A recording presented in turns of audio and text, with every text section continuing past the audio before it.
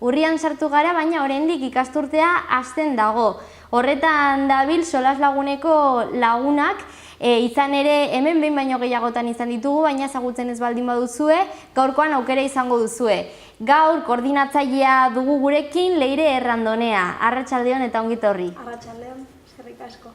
Hori, esan bezala, baliteke norbaitek ez ezagutzea zer den solas laguna egitasmoa, orduan azal diguzu. Bi hitzetan esplikatzeko solas laguna egitasmoa sartzen da mintza praktika egitasmoen barrenean. Horrek erran nahi du, eskualde guztian sortzen direla 4, 5 edo 6 pertsonako talde txikiak eta hartzen dute hastian behin ordu batez biltzeko konpromisoa. Eta hori konpromiso horren inguruan biltzen dire jende desberdinak euskaraz solasteko. Alde batetik badugu bide lagunaren rola. Bide laguna da euskaldun zaharra izan edo ez, euskara ongi menperatzen duen pertsona, eta talde bakotxean bat dago, eta gainerakoak deitzen ditugu bidelariak. Hau da, dire arrazoi batengatik edo bertze batengatik, euskaltegian ikasle direlako, euskara galdu eta berreskuratzen ari direlako, mintzamena hobetu nahi duten persona. Orduan, egitasmo horren baitan biltzen ditugu talde txikitan eta haien gauz elkartzen dire. Eta aipatu den moduan, ikasturte berri bat hasi duzu orain? Bai, hori da, irailetik ja hasi ginen poliki martxan, talde errotuenetako batzuk ja hasi dire martxan, eta orain urrian zehar espero dugu gainerakoak ere abiatzea, eta atzotik urriaren batetik ari gara gu komunikazio kanpainan eta izen ematea sustatzen. Eta nola, esan dugu hemen hori behin baino gehiagotan izan garela zuekin, nola sortu zen taldea? Solas laguna egitasmoa sortu zen 2007an, lehenbiziko baztanen bakarrik eta gero edatu zen gaur egun dugun eremu osora. Hau da, 2008an egin zen salto Malerreka eta Bortzirietara. Eta urtez urte, gaur egun arte gero eta gehiago errotzen joan da eta zenbakiak erakusten duten ez, kopuruak ere urtez urte handitu dire eta ja erraten aldugu egitasmo nahiko finkoa dela gure inguruan. Eta ze helburuekin sortu zen? Helburua azkenean nahiko sinplia da ez, euskaraz solasteko espazioak sortzea. Eta horrekin lotua azkenean nahi duguna da pertsona batzoi arrazoi batzuengatik edo bertze batzuengatik trabak izan joenak euskaraz solasteko eskaini nahi diegun modu bat, tresna bat aisialdian inguruan mugitzen dena eta ez, adibidez euskaltegi batek eskaintzen duen formaltasun horren barrenean, eman aukera praktikan jartzeko ikasitakoa edo erran bezala traba horiek gainditzeko poliki taldean eta lagun arteko giroan. Eta honen atzean topagunea dago? Bai, topagunea eta sustatzaile nagusi gisa baina gero bazta Malerreka eta Bortzirietako euskaraz zerbitzuak ere hor ditugu eta tokiko komunikabideen laguntza ere badugu. Eta antzeko, azkenean hizkuntzarekin zerikusia du, baina antzekotasun handia dago profil batzuk aipatu dituzulako aurten ospatuko den euskaraldiarekin. Bai, hori da. Bidelaria parekatzen algenuke kasu batzutan bederen, bidelari hasi berriak bederen belarri prest rol horrekin behar bada parekatzen algen ituzke, gero kontuan hartu behar da, igual hau ere badela modu batez, bidelari edo belarri prest rol horretatik hau bizi izatera salto egiteko eta bai noski balio du eta izan nahi du modu aktibo bat hizkuntza ohiturak aldatzeko dudarik gabe. Zu ere gainera hor sartu da zaude, ez? Bai, Bortziri mailan koordinatzaile lanetan ari naiz eta hori, espero dugu ere batak bertzia elikatuko dula, ez? Azkenean solas lagunan bidez ere lortzen ari da pertsona batzuen ohiturak aldatzen, lotsak gainditu eta euskara toki gehiago egiten eta euskaraldiak hori indartzeko laguntzen badu, hainbat hobe. Ohiturak aldatu nahi ditu? Hori da. Funtsean, egunero ditugun inertziak ezakit, adibidez, ohituraz pertsona batekin gazteleraz edo lotxangatik edo ohitura ezangatik ditugun joera inkonstiente horiek zerbait konstiente bihurtu ez, eta azkenean solas laguna ere hori da. Erabaki konstiente gisa, erran nire aisialdian, nire laguna arteko giroan egin behar diot toki bat euskarari, azken finean. Eta orain epe garrantzitsua inskribaketa dagolako hor. Bai, hori da, irailean, Euskaraldian irailaren 20an ireki zen izen ematea eta azaroko 3. astera arte edo luzatuko da. Orduan bai, eta aldi berean urrian ere dugu solas laguneko izen emate epea. Erran barra da hala ere, naiz eta izen emate kanpaina gogorrena edo egiten den hilabete honetan zehar, gure eskualdean uzten dugula izen ematea irekia urte guztian. Orduan, interesa duen guztiak aukera du, bai guain eta bai urritik aintzinera ere ekainera bitarte, gurekin harremanetan jarri eta izena emateko. Eta dagoeneko zenbat pertsona daude? Joan den urtean itxi genuen guztia 80 eta 100 solas lagun tarteko margen horretan, eta 17 taldeetan banatuta zeuden. Eta aurten gehienek dute segitzeko asmoa, orduan kopuru bertsutan mugitzen gara. Eta nola gozatzen da ikasturtea, ze egiten duzue? Erran bezala, talde bakotxak du asteroko hitzordu hori, elkartzen dire bakotxak nahi duen ekintzaren inguruan edo kafetxo bat hartzeko, batzuk pintxo potean, bertso batzuk ibiltzera joateko, eta astean ordu bateko hitzordu horretatik aparte, azaroatik aintzinera egiten dugu ekintza osagarriak deitzen direnak. Hau da, biltzen dugu eskualde guztiko solas lagunak eta batzutan baita Iruñerriko mintzakidekoak eta Hondarribikoak ere, eta egiten ditugu ekitaldi desberdinak. Adibidez, aurten, usteroko klasikoa edo dena, azaroan eginen dugu solas poteoa. Solas lagun zarrak aintzineko urtetakoak eta berriak biltzeko modu bat da, behin izen emate epe hori bukatuta edo itxita, eta hori egiten dugu bailara bakotxean txandaka urtez urte. Aurten baztanen eginen dugu Elizondo.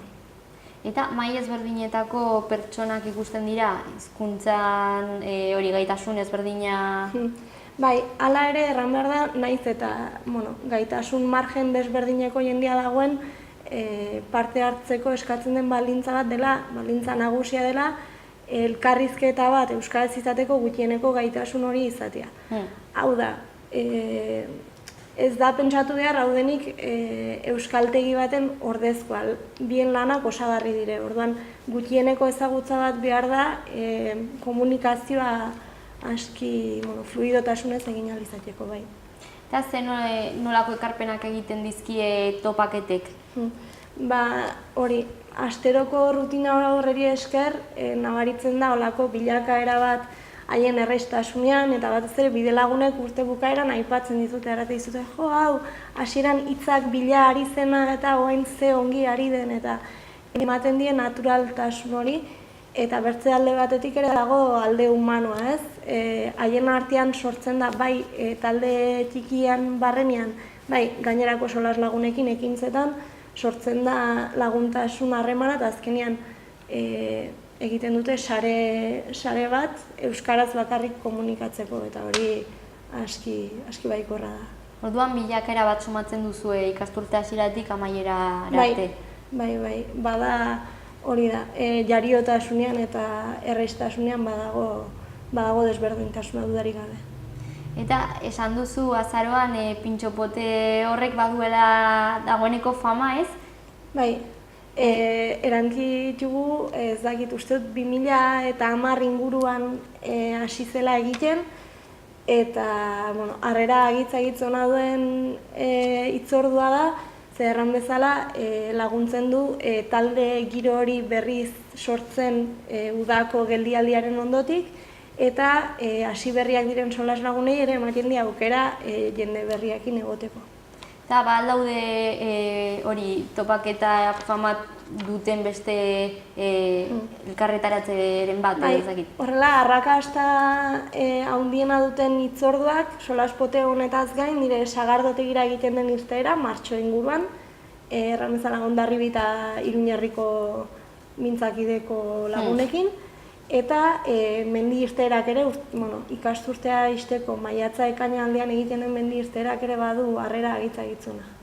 Eta esan duzun moduan, jendea apuntatu daiteke hori aurrerago ekintza horietara eta Bai, noski, guk gomendatzen dugu ahal izanez gero urritik bertatik hasitzea, esperientzia bera luzeagoa eta aberasgarriagoa izateko, baina hala ere, kontu batengatik edo bertze batengatik beranduago hasi nahi duenak ere badu aukera eta hori gure kontaktua eskura du, nahi duenean deitu idatzi da izena emateko. Eta orduan horiek ongi funtzionatzen duten ekintzak dira, eta hala ere aurten ba aldago berrikuntzarik? Berrikuntzarikan momentuz egutegia zehaztea falta zaigu batez ere urtarriletik aintzinera, baina aipatu behar da ere, orain dela ez hainbertze urte martxan paratutako ekintza bat badugula Euskalkide deitzen dena. Zertan datza, bertako mintzoa praktikatzeko eta solaslagunei aukera emateko bertze mintza molde batzuk ezagutzeko, egin dugu harremana eskualdeko jubilatuen elkarte edo zarretxe desberdinekin, joan den urtean Elizondoko zarretxeakin eta Doneztedeko Arkupeak elkarteakin egin genuen harremana, eta ordan bildu ziren solaslagunetako batzuk adineko eskualdeko pertsona batzukin eta izan zuten aukera alde batetik hizkuntza molde hori praktikatzeko eta bertzetik ere modu ederra da lehenagoko bizimoduaren berri izateko eta zaharrek transmititzen alduten ondare horren parte izateko edo. Bai, azkenean ere esamoldeak eta hizkera ezberdina da, ez? Bai, dudarik gabe azkenean ikasten den euskara hori eta belaunaldi gazteagoak eta zaharragoek egiten duten horren artean bada aldia eta pertsona horiek ematen aldute bai hizkuntza aberastasun handia, nahiz izan bidelagun edo bidelari beti aberasgarri da eta gainera bertze plano batean ere aberasgarria da, bertze bizimodu baten berri ere ematen dutelako. Bai, eta ere aipatu egin duzuna antzinako hori pasaizoak eta hori da.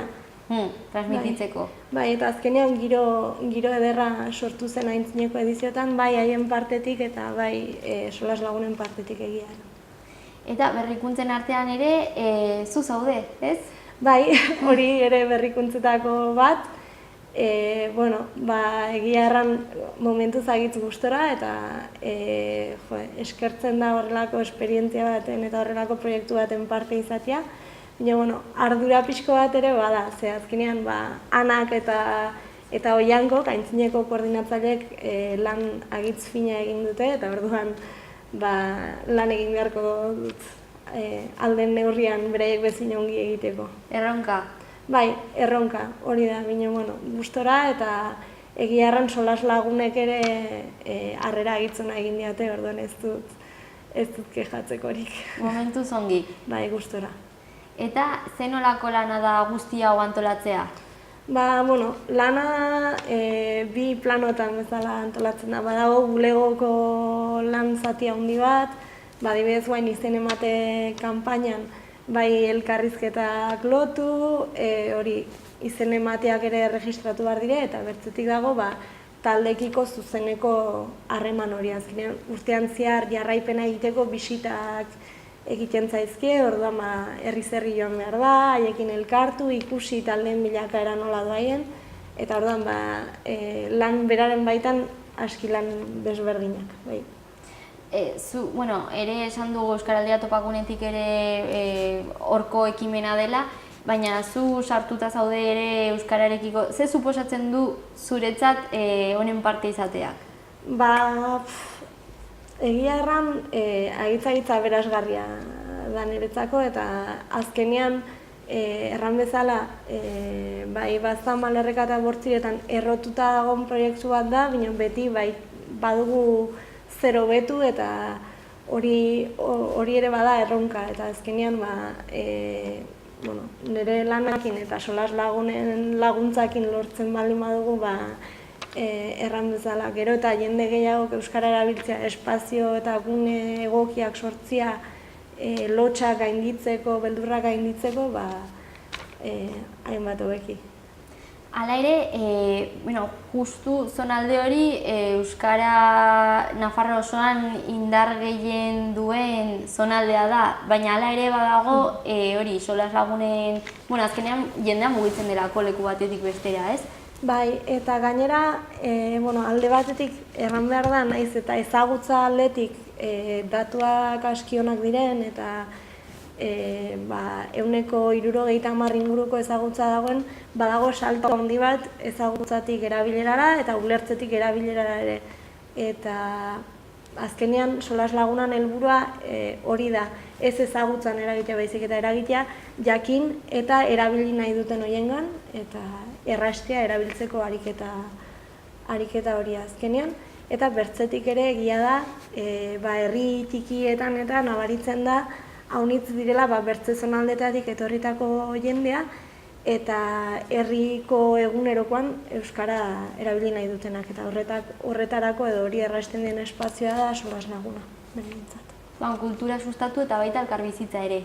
Bai, hori da, dudarik gabe azkenean, herri txikienetan euskara da komunikazio tresna, eta batzuetan klasean ikasitako hori praktikan jartzeko aukerarik ez badago, bakotxean oztopoengatik edo beldurrengatik, solas laguna da hortatik askatzeko modu bat, eta noski laguntzen duela harreman sarea sortzen euskaraz.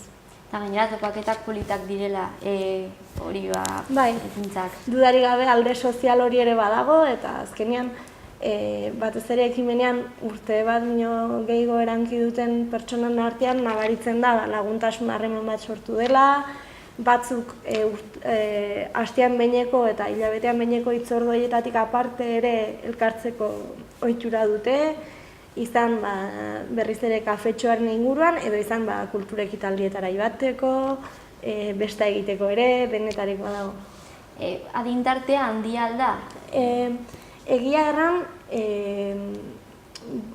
gure kasuan edo, 40 urtetik gotxikoa da adintarte nagusia. Halere gazteak ere badire, 20 urte inguruko bide lagunen bat eta badugu, argi eta garbi perfila da 40 urtetik gotxi eta emakumezkoa mintza praktika ekimen gehienetan pasatzen den bezala. Gehien ematen dena, baina irekita dago guztientzat. Bai, 18 urtetik hasi eta nahi edo alden bitartean, denentzat idekia. Eta zen nolako ikasturtea aurre ikusten duzu? Egiaren aurtengoa dela Euskaraldia dela eta ikasturte pixko bat beresia, ez? Badugu bertze ekimen bat hor azaroan 23-tik abenduan 3. Orduan aurreikuspenak egitea zaila da, baina espero dut urte positiboa izatea eta Euskaraldian parte hartzera animatuko diren horietatik batzuk ere solas lagunean parte hartzeko gogoa izatea eta proiektuakin bat egitea. Eta informazio gehiagorako baldago webguneren bat? Informazio gehiago nahi denantzat badago hainbat aukera. Badugu blog bat, solas laguna blogspot, orduan interneten bilatuz agertzen da, Facebook orrialde bat ere badugu, eta gero zuzenean informazioa nahi izan ezkero, gure telefonoa ere badago eskura, 610-92-06 edo gure posta elektronikoa ere bai, solaslaguna@topagunea.eus. Eta hor, esandakoa ere oraindik jendea apuntatu daiteke eta... Bai, hori da, izen emate kanpaina nagusia urrian egin arren urte guztian irekia dago. Eta aurten berrikuntza gisa, abenduan ere saiatuko gara bigarren kanpainatxo bat egiten eta informazioa berriz edatzen Euskaraldiaren ondotik ere saiatzeko jendea animatzen. Mila esker Leire. Zuei. Eta zorte hon ikasturte honetan. Bai, berdin. Hurrengora arte. Bai, aio. Agur.